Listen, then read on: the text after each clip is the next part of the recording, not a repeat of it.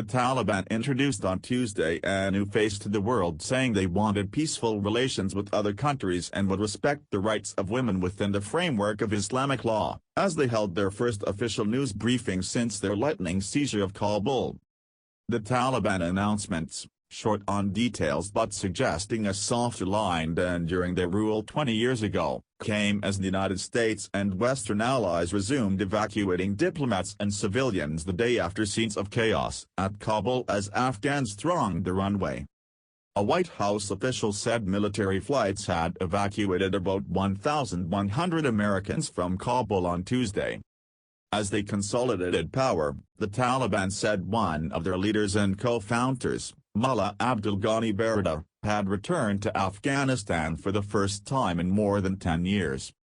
Baradar was arrested in 2010, but released from prison in 2018 at the request of former U.S. President Donald Trump's administration so he could participate in peace talks.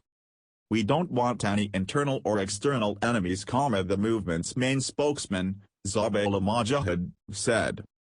"Women would be allowed to work and study and will be very active in society but within the framework of Islam," he added. As they rushed to evacuate, foreign powers assessed how to respond after Afghan forces melted away in just days, with what many had predicted as the likely fast unraveling of women's rights.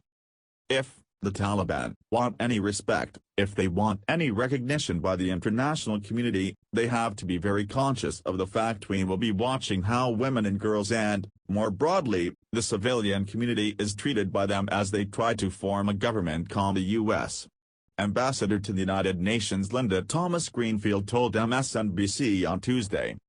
U.S. President Joe Biden and British Prime Minister Boris Johnson said they had agreed to hold a virtual meeting of Group of 7 leaders next week to discuss a common strategy and approach to Afghanistan.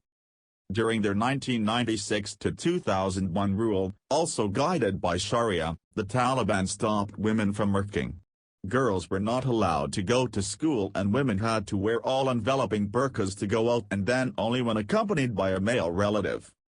The UN Human Rights Council will hold a special session in Geneva next week to address serious human rights concerns after the Taliban takeover, a UN statement said. Thanks for watching this video. Please do subscribe All Media New York.